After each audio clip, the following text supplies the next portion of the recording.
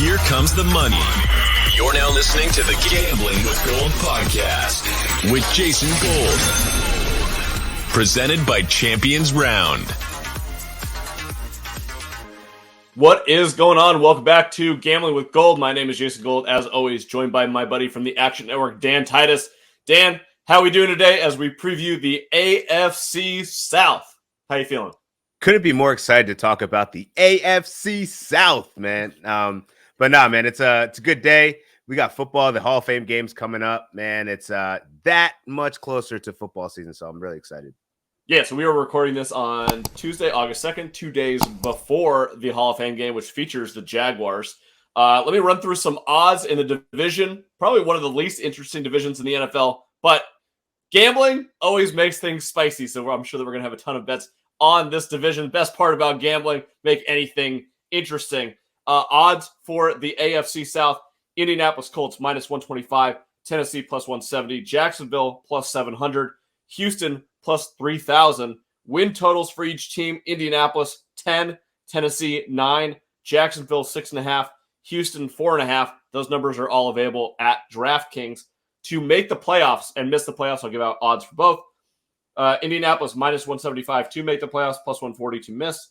Tennessee minus 110 each way. Jacksonville plus 450 to make the playoffs, minus 650 to miss the playoffs, plus 1,600 for the Houston Texans to make the playoffs, and minus 3,500 for them to miss the playoffs. Are there any of those numbers that jump out to you off the top of your head? Not particularly. I think this division is really the best team in this division is the Colts.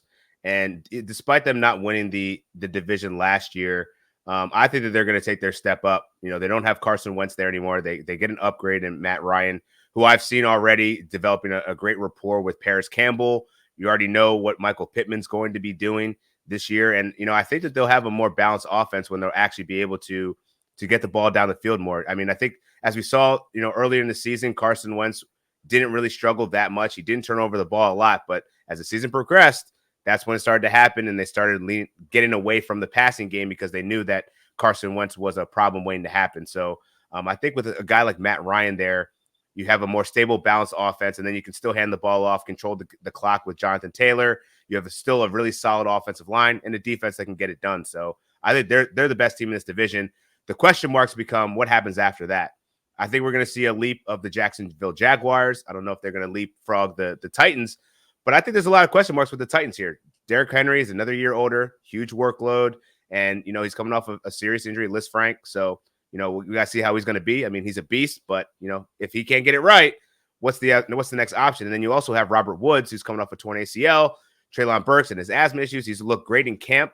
But, I think there's going to be some questions around this Titans offense and really how it's going to be able to evolve this year. So they really shit the bed in the playoffs last year. And I think that was, I think that they had definitely some luck throughout the season last year to get them to win this division. And I don't know if we're going to see too much from the Houston Texans. I think they're still in rebuild mode, but who knows? They could surprise. So, I really think this is the Colts division to win. Titans and Jaguars, I think this is going to make it a little bit interesting. And the Houston Texans fall in the last place in the division. All right. Why don't we go through some of our biggest questions heading into the season for each team and kind of break it down that way. For the Indianapolis Colts, can Matt Ryan stabilize this quarterback position that has flipped every single year? A new quarterback under Frank Reich. Matt Ryan in Atlanta didn't look that great at the end. The arm is definitely starting to go, but his brain, his ability, ultimately part of the reason why Carson Wentz failed at the end, and also I guess his leadership style really clashed. I'm not sure that we know the full story about what happened there at the end for Wentz in Indianapolis, but that's for another podcast. But Matt Ryan should be a stable force. I think everyone around the league respects him as a leader and as a player. I think he'll be great for that locker room. But is he able to stabilize the quarterback room, the offense, and then who's the secondary pass catcher for the Colts? And can they become a dynamic offense above just relying on that offensive line and Jonathan Taylor? Yeah, I think that's the point, and I think that's what we want to see out of Matt Ryan is that I think that this team, when he was leading the Atlanta Falcons, this team was Super Bowl team, playoff contending team, And then he kind of, hit this wall because a lot of the talent around them and their head coaching just kind of failed him. So I think he needed to change the scenery. He lucked up into a very good situation where he actually has a reliable offensive line to protect him, because Matt Ryan, he's getting older now. He doesn't have the wheels that he used to have to get out of the pocket. So if he can have that protection, I think you can really see him do some things in this offense. I mean, Michael Pittman still managed to have 1,000 yards with Carson Wentz as his quarterback. So I just want to see what that offense looks like when you expand the playbook a little bit more, because Carson Wentz is prone to target only one person, doesn't really go through his progressions like a veteran like Matt Ryan does. So I think this is really going to be a good thing for Jonathan Taylor. Teams will start to stack the box because they know that they want to run. Now they can't really do that if you have someone like Matt Ryan there that can keep you in check and actually spread the ball around. So I think there's a lot of opportunity there. He also has been known to throw to pass catchers in the backfield. So I think Nyheim Hines, we could see him be more of a factor this year as well. Jonathan Taylor saw a lot of touches last year.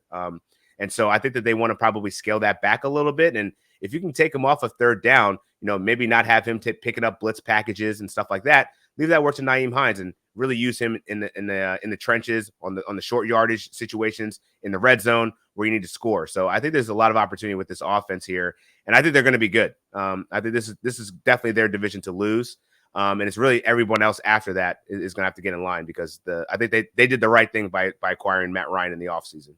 I mean, that deal compared to the deal that they got for Carson Wentz, they got 2 third-round picks for Carson Wentz, and they only gave up 1/3 for Matt Ryan.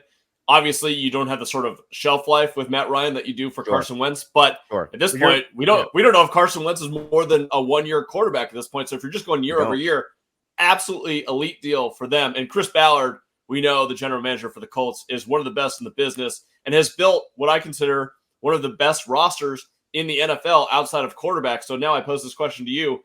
Let's take quarterback out of this question. Do you think that the Colts have a top 5 roster in the NFL? Top 5, I don't know that I can go that far, because if you're looking at, I think the Chargers certainly up there. I think the Broncos are going to be very good. You still got the Rams, the champions. The Niners haven't really missed a beat too much. I don't want to put the Packers in that conversation yet. I would say that they're in the top 10, but I don't know if I would go top 5. That's fair enough. I would say from a defensive side, it'll be interesting to see what they do without Matt Eberflus, who's now the head coach of the Chicago Bears. So obviously a little bit of a new It's probably not going to be a new defensive scheme, but a new defensive play caller. Obviously, Frank Reich takes the offensive side of the ball. But on defense, they have producers at every level. They have great linebackers, and I guess now we have to call him Shaquille Leonard. A couple of their quarterbacks and their safeties are really, really productive. You have guys like DeForest Buckner, Kwity Paye up front that can get the job done.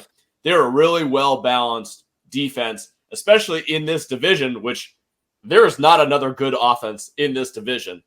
So they should be able to eat within those 6 games. And then offensively, I'd say they probably have a top 3 offensive line. They have a top 3 running back.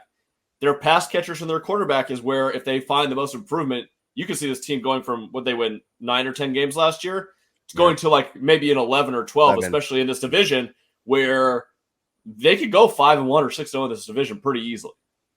Yeah, and I think, if you're looking at last year, the Titans beat them in both games last year. That's with Carson Wentz at quarterback here. I think it's going to take some time for the Titans to get back into their rhythm of things because, losing A.J. Brown, getting Derrick Henry back off of a significant injury, and then getting another piece in Robert Woods and also Treylon Burks, their offense isn't just lockstep. The way that I think you can insert a Matt Ryan, someone that's very cerebral and can learn a playbook very quickly, adapt and really take this team to the next level. I think there's going to be some growing pains here for the Titans. Now, I think the good thing about this division is that, they rank, I think 3 of the teams of this division rank in the top 10 in easiest strength of schedule. The only team that's outside of that is the Texans. And if you look at the schedule, it's actually kind of tough for the Colts and the Titans to start out. But I think that the Colts have a really good schedule towards the end of the season. So if there's any kind of faltering in the beginning of the season, I think you could certainly buy in at a better price to win the division later on if that's available.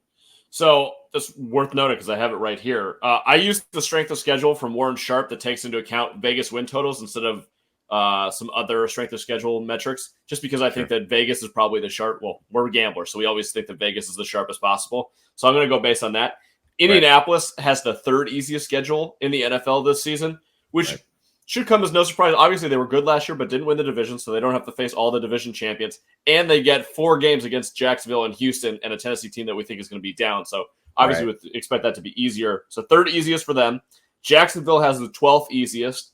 Tennessee has the 12th hardest, and Houston has the 5th hardest. So interesting to note there. I want to jump back to Tennessee in 1 second, but I want to talk about some fantasy names on the Colts that we should be watching heading into your drafts. Michael Pittman, Nyheim Hines, and Alec Pierce, some guys that I'm interested in. Obviously, you also talked about Paris Campbell being involved in having a nice early connection with Matt Ryan. Did any of those guys jump out as like, oh, I have to get these sort of fantasy guys? I know you mentioned Nyheim Hines already too.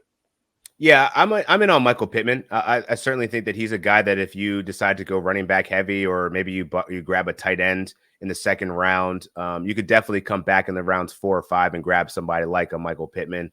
I think Nyheim Hines offers certainly value in PPR leagues because he'll get the targets in the backfield and seed some of those that third down work from Jonathan Taylor. He's definitely a guy that you can plug and play throughout the season. So probably some bench depth.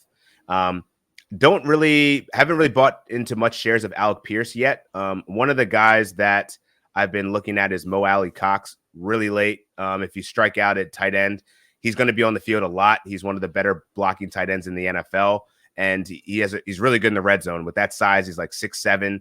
I think he could seriously be a threat there for Matt Ryan, who loves to throw to tight ends in that end zone area. So and just bigger bodies in general. So I think those are the main guys that I'd be targeting.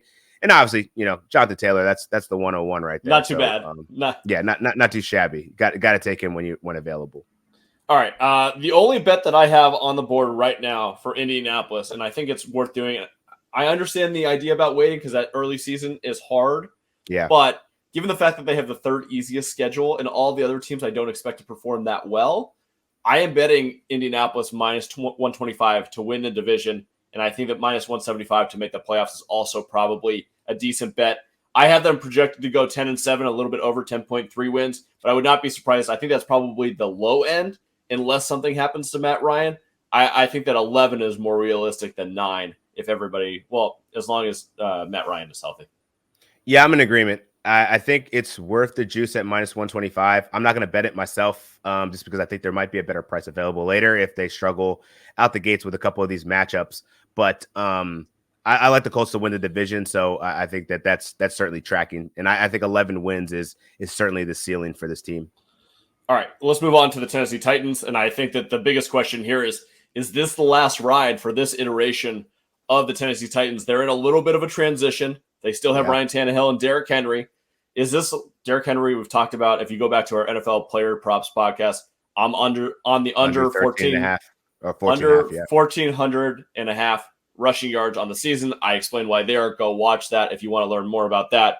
But 28-year-old running back, probably not getting another contract with Tennessee. If he has a decently successful season and they decide to go to a full rebuild, could be someone that they trade in the offseason. Ryan Tannehill also, he's probably not the guy forever there. So if they're going to rebuild at the end of this year, maybe they trade him and he becomes a Kirk Cousins-like piece and you can get a second-round pick in return for him. Do you think this is the last ride for Tennessee? And do you think that there's any chance that they compete for a playoff spot this season? I do think it's signaling the last ride. Malik Willis was drafted, and whether, Tannehill wants to mentor him or not, I think that the writing is on the wall. If he falters here, I think that they could turn to a guy that, seemingly rose up draft boards and certainly has some talent and some intriguing talent that they want to give a shot. So, if they falter here, I think that they could certainly turn the page here and adjust to that new regime sooner rather than later. Derrick Henry is 28 years old. Certainly not a good thing for running back, and especially for the workload that he's generated over the last several of years. I mean, this guy's like a 300-400 touch guy. So, there's got to be some kind of cliff that he's going to eclipse at some point. I don't know if it's this season, but, I think he's on a similar track as like a Travis Kelce in terms of fantasy of like how many more years are we going to get out of these guys before their production just falls off. So I think that this is really a really interesting team that I don't know that I want to buy into this season because there's so many variables and so much change over the course of the last 2 seasons. And, they benefited from a lot of luck last year, in situational games, like not generating a ton of offense, really relying on their defense. They got away with quite a few games. And, I don't think that they're going to get away with that again this year. So I think they're going to regress. They're going to regress back down to the mean in a little bit. And I think that they're going to take a step back. Somebody in this division has to take a step back. And, if I'm on the Jaguars, which I am, which I know we'll get to, I think it's going to be at the detriment of the Titans here. So solid team, maybe could be a fringe playoff team if they can get through the entire season injury free. And we see Ryan Tannehill play like he did in 2020, but I don't know that I can get behind it, man. 21 touchdowns, 14 interceptions last year. He was not the same guy. I could not agree more on fading the Tennessee Titans this season. I'm all over it. Under 9 wins for the Titans. I like that. Minus 110 to miss the playoffs. I like that even more. I think those are both great spots. My biggest hesitation, honestly, betting against Tennessee is I'm a huge Mike Vrabel fan. I think he's a great motivator. I think he's a really, really competent head coach. I think he does some stuff strategically during the games with play calling timeout, 2-minute drill, first 8 and last 8, or middle 8, sorry. I think he's really good. That's my concern. But from a team standpoint, look, that defense we know was cooked last year and they got away with a lot. That front four was generating a lot of pressure. I don't think that they can stay as healthy as they were last year. And then you have the cornerbacks who were absolutely getting toasted last year. I don't think that we can see that continuing this season. So I'm all over the Titans under. So under on Henry, 1,400.5 rushing yards. Tennessee under 9 wins. Missed the playoffs, minus 110.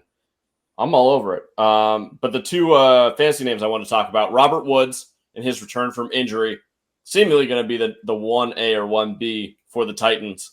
And then also Hassan Haskins. My whole thing about Henry is I think he's going to go down again this year. Is Haskins the guy you believe who will be the bell cow running back if Henry goes down? So I don't know if I would use the term bell cow necessarily because Dontrell Hilliard has been a thorn in the side of Haskins, and I think he's going to be somebody that's actually going to earn some playing time here because he does have. I mean, I think we saw some of the explosive plays that he made in the absence of Derrick Henry last year. So I think he's a guy that's definitely going to earn some carries and be in that rotation if there's a running back by committee if should Henry go down. But I think Haskins is certainly going to be the big body guy that's going to run between the tackles, get the goal line carries, kind of take on that power back role if Derrick Henry goes down. So I think there's value in drafting both of them if you have any concern of Derrick Henry and his health. Robert Woods, I think, is going to lead this team in receptions and receiving yards ultimately. This guy's a veteran. I think Ryan Tannehill is going to find ways. He's an exceptional route runner, even though he's coming off a torn ACL. He's torn his ACL before. So his age is a bit concerning, but, I think that he has the pedigree to return to form and play like he did on the Rams just a couple years ago.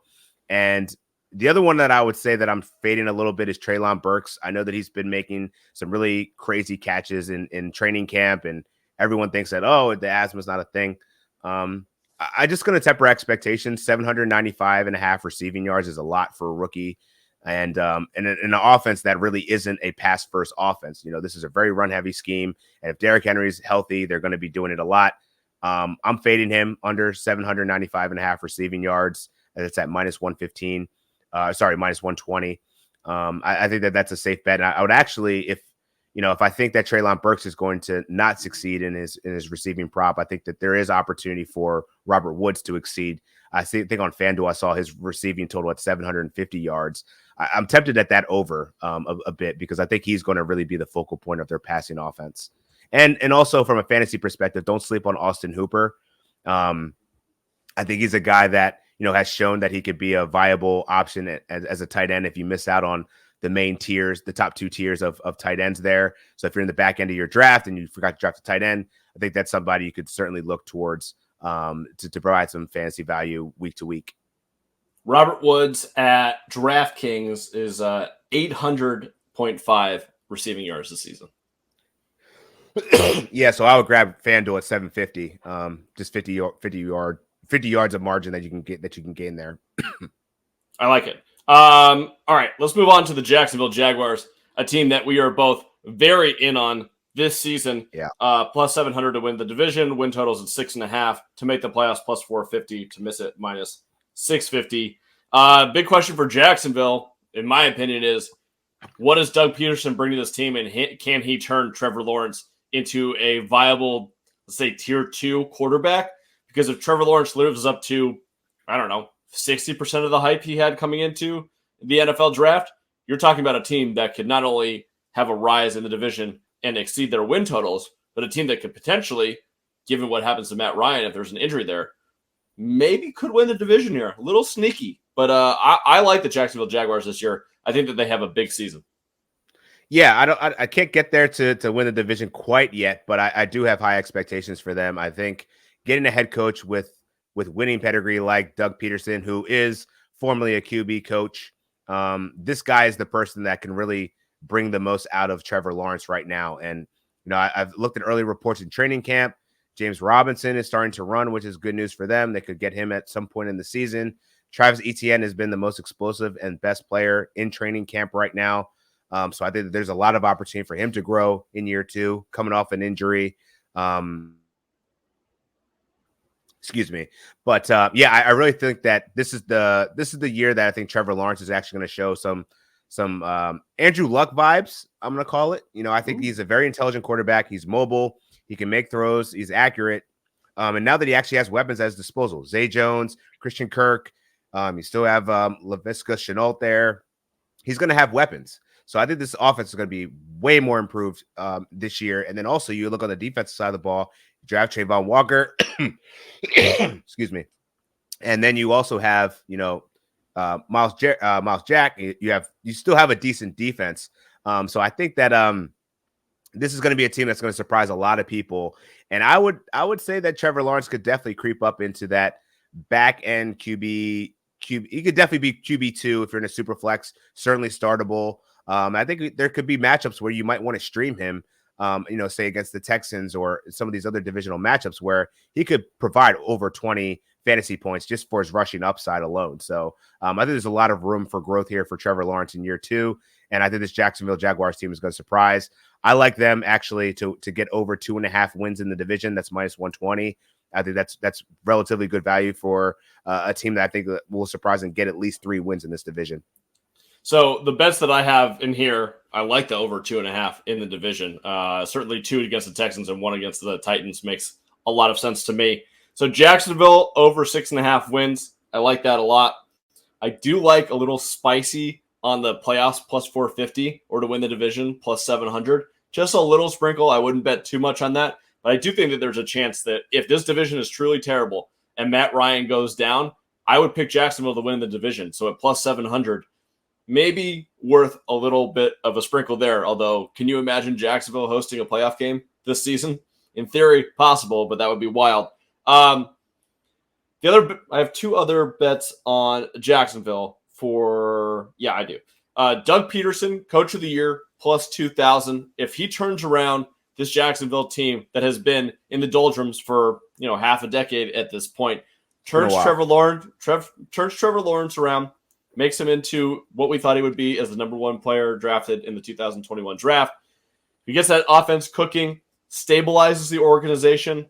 I think that if they get 8, 9, 10 wins, he's going to be in it. And at plus 2,000, I think it's well worth it. We know that Doug Peterson is a really competent head coach. We saw what he did with the Eagles. We know that he's going to be super aggressive, which I personally love. I think it'll separate him from some of the other coaches in this division and will win them some extra games this season. So give me Doug Peterson, coach of the year, plus 2,000. And the player prop I love in this division, I'm going to go back to Trevor Lawrence here, over 3,800.5 passing yards this season. Just think about this for a second. Mac Jones had 3,801 passing yards last year. Trevor Lawrence, by himself, while completing 59% of his passes and having the most drop passes in the league by wide receivers, by himself had 3,641 passing yards last year. So all he has to do is add another 160 to that to clear this number, 3,800 and a half. Yes, there's always a risk for injury. Welcome to gambling. But in general, with Doug Peterson, with his penchant to throw the ball, I think that you're going to see a lot of passing out of the backfield also with ETN back there. I love the over 3,800.5 passing yards for Trevor Lawrence. Yeah, I think that you're right there. And, with only 160 yards with the amount of pass catchers that they have there now, and I neglected to mention Evan Ingram also came there. His hands are looking a little questionable in training camp, but, he's still a weapon. He's still somebody that's going to have to be checked in the middle of the field. So they have weapons at their disposal. So I think they're really going to see this offense open up under Doug Peterson and see Trevor Lawrence hit that next level in terms of his growth as a quarterback. And I actually took Trevor Lawrence as my backup quarterback in an FSGA expert league because I'm that high on him, and I think he's really going to turn it up in year two. Want to go back to one bet that I neglected to say was AFC South exact order: Colts, Jags, Titans, Texans plus 900. So 9-1, betting on the Titans to go take a back seat, and then the Jaguars to make that leap. So like that at 9-1. That is a beautiful, beautiful bet. Plus 900. I think that I'm going to have to get that. What book did you get that at? DK. All right. I'm going to have to go place that after this. Last question on the Jaguars for me. Which of the wide receivers do you think is going to pop this season? So they have Zay Jones, Marvin Jones Jr., Laviska Shenault, Christian Kirk. My question in fantasy is I don't know which of those guys I'm supposed to take. I think that Kirk, given the money that they gave him, is probably the best bet. But, I don't know. I'm interested to see if Doug Peterson will coach up Trevor Lawrence to throw the sort of deep ball that Nick Foles used to throw to Alshon Jeffrey, with the one with a lot of arc under it to get under it. Right. And I don't know if that's a coaching point or if it was a Nick Foles specific thing. But if he does, that's a perfect way for Christian Kirk to take the top off the defense and find some real success down the field. Yeah, I'm going to lean towards Christian Kirk. I mean, I think, they gave him the bag. That was certainly an indication of how they value him. So I think there's going to be plays to be schemed up to get the ball in his hands. From an overall fantasy perspective, I think Travis Etienne has the biggest upside in terms of people that I want to buy in on. He's getting a little bit expensive. Might be able to get him at a discount now that there's rumors of James Robinson and his rehabilitation, how that's going. But, I really like Etienne this year. I would definitely target Christian Kirk as a wide receiver 2 or 3. Depending on, what your roster build looks like. But, I think Kirk's had 6 touchdowns in the last 2 seasons. So I don't think that that's a fluke. And he was playing second fiddle to DeAndre Hopkins. If he's the man, I think we could see that go up a little bit. And certainly in the yardage, he had 77 receptions last year. If he gets the ball out quickly, like Doug Peterson wants to, in this kind of prolific offense, this could really be an exciting time to be Christian Kirk and be a fantasy owner of him. Zay Jones, I'm curious about red zone, and also like Marvin Jones is certainly a guy that's going to be there. He's going to get his work, but I think those guys are going to probably have to cede some targets to Christian Kirk because he's the money man in the building. Yeah, and we saw what Christian Kirk did last year in the second half of the season, even with Kyler Murray, who was a little bit banged up. Right. But with DeAndre Hopkins out, he turned into the guy and got himself paid. So if he's the guy in Jacksonville and they're designing offense around what he can do best, I wouldn't be surprised to see him have a pretty nice fantasy season, especially compared to his ADP. All right, why don't we head over to Houston, a team that is still in a full rebuild, but has every pick in the building. Once again, they will be with a coach who is only going to last 1 year there until they find out whoever's going to end up being the head coach there, Levy Smith. But I guess the biggest question for them, the only question that matters for them, is Davis Mills the guy? And this is their year to figure it out. Do you have faith in Davis Mills, either in fantasy or in real life? Do you think that he can be a real guy? And do you think that the Houston Texans can do anything interesting other than just try to compete this season? A real guy,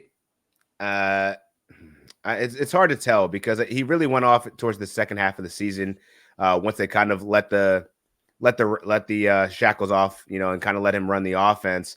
But I still have my concerns. Their offensive line is actually pretty solid. So he has the protection. It's just the running back room. Like, how are they going to be able to generate any kind of tempo or game flow? Because I mean, you got Dameon Pierce behind you, Rex Burkhead, Marlon Mack, just a bunch of 2 journeymen and a rookie. So I think that there's not a lot to be desired there. But then also pass catchers wise, John Mechie has unfortunately been diagnosed with leukemia, so he's going to be missing some time. You're only left with Brandon Cooks. I don't even think I know who they're. Brevin Nico. Jordan, I think is. Nico Collins, that's true. Nico Collins for year 2, that's true. Yeah, from a tight end perspective, you're left with Brevin Jordan. Yeah, yeah, it's not great. It's not great. I think there's a very good chance he could lead the league in interceptions. Right now, his line is at 14.5. He had 10 in 13 games last year, 11 as a starter. So I have my concerns about Davis Mills, and I don't know that he's really the future quarterback. And I wouldn't be surprised if they spend that draft capital next season on a quarterback if he doesn't prove himself. So I'm out.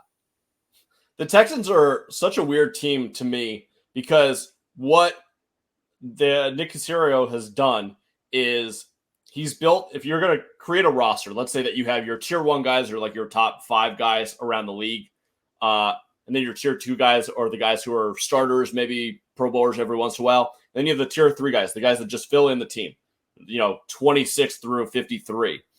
Their 26 through 53 is really talented. They've done a really good job of building from the bottom up, but they have no superstars yet. So my question is, does it give them a decent baseline to be able to compete that, their average weak side linebacker is just as good as anyone else in the league. They just don't have the superstars to compete. If you have one of these guys or two of these guys pop, I think that you could see the Houston Texans take a nice step forward. I don't believe in the coaching staff at all. I believe more in the front office. We've seen this thing with Lovie Smith. We saw what he did at Illinois. We see what he did in the NFL. Yes, he was okay with the Chicago Bears back in the day, but different sort of coaching staff at this point. I think the defense is really young. They just have too many young guys all over the place, which is where you should be when you're rebuilding. But to expect them to do anything positive in terms of winning games, I'm not sure. And I don't know where I stand on Davis Mills. I watched him at Stanford. He was nothing. We watched him at the end of last year.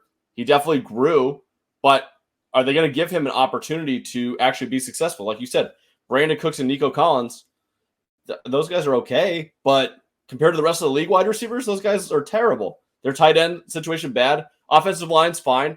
Damian Pierce might be something. If they get a great running game going, I think it would be hugely beneficial to Davis Mills. But if teams are just able to focus on Mills, I don't know if we're going to see the guy that I think that the Houston Texans are hoping to see and not have to reinvest a bunch of picks into finding that quarterback of the future. Yeah, I agree with you. And, I think, there's a chance that, we'll see Nico Collins make this leap forward. The Texans definitely surprised last year, but their win total is in at 4.5. There's not much to get too excited about here. I don't know that I feel like they're going to exceed that. I think they will sneak out a couple of wins in this division, as they've proven to do. I mean, they've pretty much owned the Jacksonville Jaguars, winning 8 straight against them since 2018. But this is going to be one of those teams that I think you're going to see a lot of garbage time stats. They're going to be playing from behind. Davis Mills is going to have to throw the ball. And I think that's where the mistakes could happen. So I do like his over 14.5 interceptions. And shout to Sean Kerner, who gave out Davis Mills to lead the league in interceptions at, I believe it's 10-1. Yeah, 10-1 to lead the league in interceptions. So I also like that bet because he's going to be throwing a lot because they're going to be down and this team isn't very good. So, yeah, I'm pretty much out on Davis Mills. Good enough bet to bet against him. That makes a lot of sense to me. I would really like to bet the over 4.5 here, just because I think that line is pretty low, and I think there's enough talent there and enough of, enough heart to be able to get to 5 wins this year. The thing that's holding me back is they have the 5th hardest schedule in the NFL. So I just don't know if I can get there. It's probably not somewhere that I want to actually place my money, but I am looking at it. I think it's interesting just to go 5-12 in that division that we all don't think is very good. That would be the only angle that I have on Houston. I might do the Davis Mills thing. My question with him is, yeah, they're going to be behind from a lot of games, and so maybe he'll throw a lot of interceptions. But I don't know if they're going to trust him enough to just be like, okay, go sling it at the end of games. It might just be like, all right, let's just run the ball and end the game. I don't know just how that works. Yeah, I don't know. But, I mean, I don't know. It's going to be a struggle for them because, I mean, going up against the AFC West, who their defenses are really, really solid. It just seems like a turnover nightmare for me. If I'm the Texans, you're trying to dig yourself out of a hole, and you got those secondaries protected because they're not scared of the run. So they could run like a quarters defense, dime packages or whatever, force him to bait him into throws and just make mistakes. He's still a young guy, very intelligent quarterback, gone through some injuries throughout his college career, but I think there's a lot of outs here for him to fail. So I'm not as high on the Texans this year, though they could get a couple wins here and there. I don't know that I can get there for 5, and Definitely not with Davis Mills at quarterback. All right, final thing before we head out of here. And I fucking die. You're doing fine. The divisional MVP and LVP. Who do you think wins our fake divisional MVP award? MVP got to give to Jonathan Taylor. LVP. Ooh.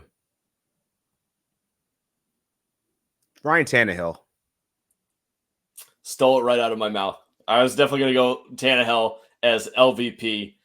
MVP, yeah, I should go with someone on the Indianapolis Colts for sure. And Jonathan Taylor makes a lot of sense. Everything runs through him. I'm going to go with Trevor Lawrence. I think he has a big season. I think he has a big season. And I think that an MVP award now in this made-up game should go to a quarterback. That's what the NFL is. Who do I think is going to be the best Who do I think is going to be the best quarterback in this division this year? I think it'll be Trevor Lawrence. So there you go. That's my MVP for the AFC South. All right, that does it for this podcast. We will be back soon with our NFC South divisional preview. Until then, good luck with all of your bets. Go place all those bets. Go run to DraftKings and go place that plus 900 on the exacta on Colts, Jaguars, Titans, and Texans. I absolutely love that bet. Dan, thank you for joining me, and thank you for sending me that bet. Can't wait to place it. We'll talk to you soon. See ya.